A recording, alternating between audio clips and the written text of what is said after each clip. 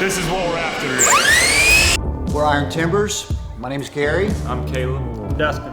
And today we're going to be building a custom floating shelf made out of live edge walnut.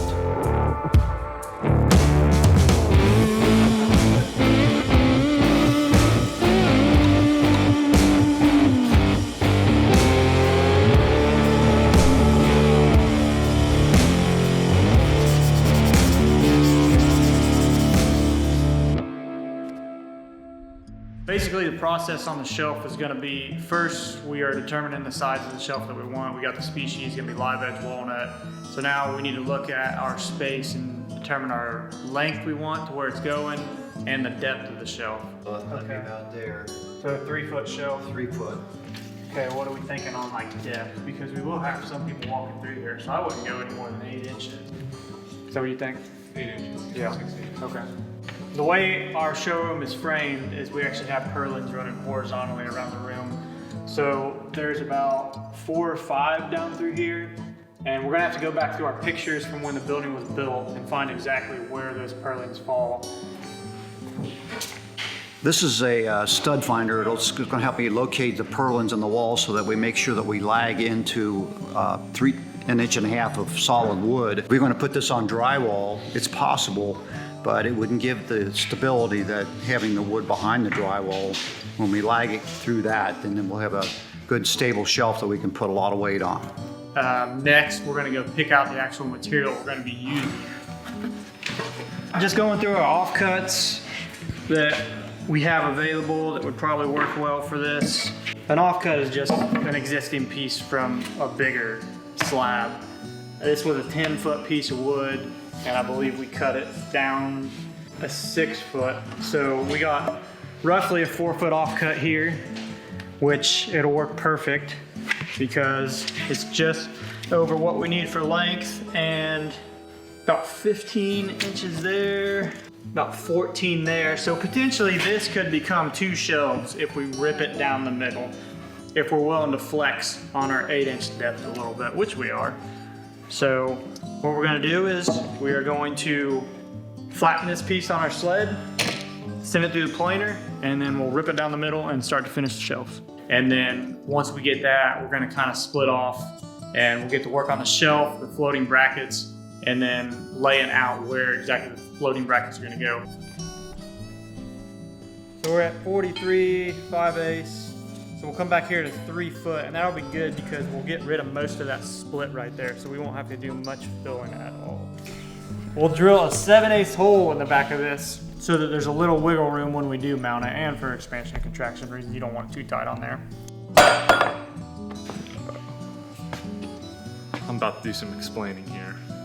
So traditionally, when you put up a shelf, you know, you have exposed brackets, which is something that looks like this. It'd be mounted underneath the shelf, but we're going with the floating brackets, so you won't see these. It'll appear that the wood is just floating there, hence the name. So like Dustin said, this is a 3/4 inch rod.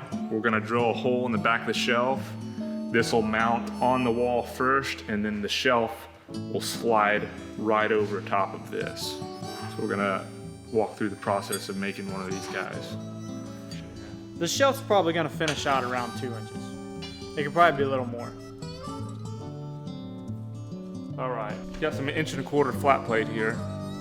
And what we're gonna do is we're gonna take this and some 3/4 inch solid rod, take it over to the bandsaw, cut our lengths, and then we'll get to work on getting the thing fabricated.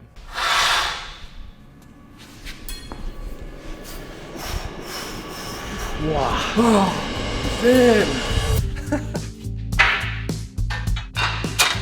All right, team. Yeah.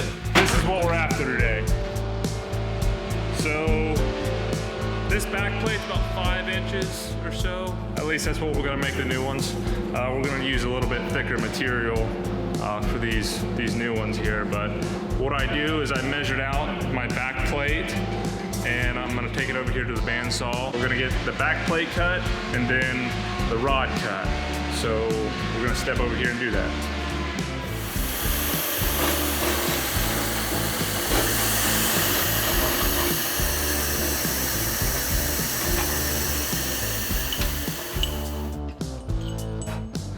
ultimately, it's gonna look like this.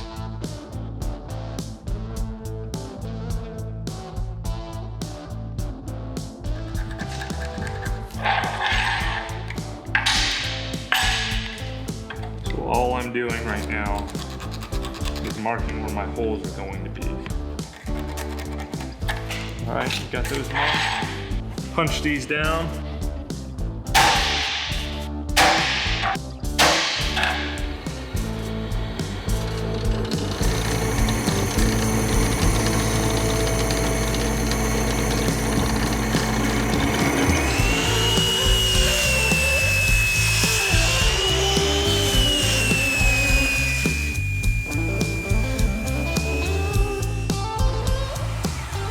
Right now, we're not worried about squaring this at all. We're just cutting it to 1 inch longer than our finished length's gonna be. So after this, we'll take this over to our flattening jig, flatten it on one side, and then we'll head over to the planer. We just shim our piece, which we'll do here in a second, and then we use the router to glide back and forth across this, like so. We'll work our way down. And then that way we get a nice flat reference side on this. And then we can send it through our planer so that we make the other side parallel to that flat side. Here, what we're using here is a carbide insert bit, which I believe is 1.5 inches. Sometimes they'll move on you, especially when you get a little slab like this, so that's a lot better.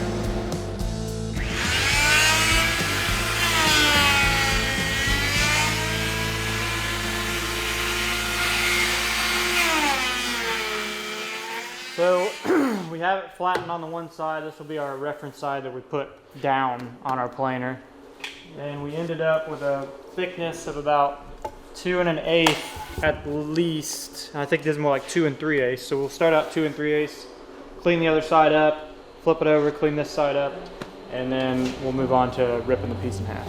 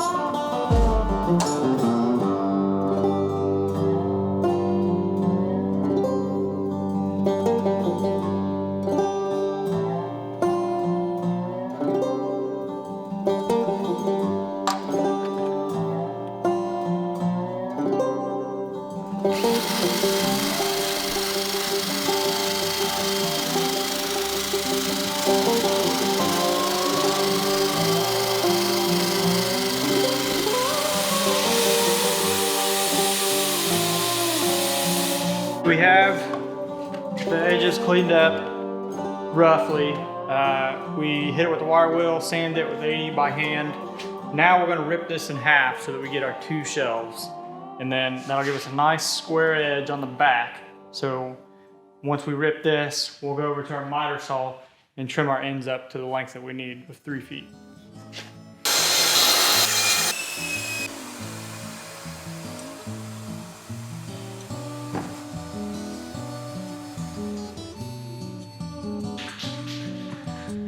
We got our piece squared up.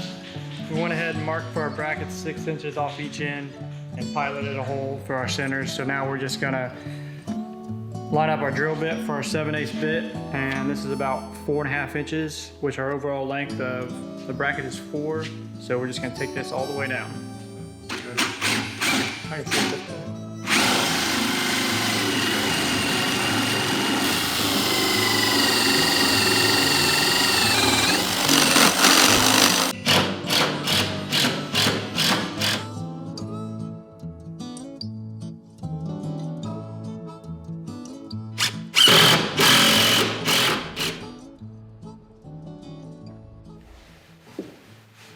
Yeah, it's heavy.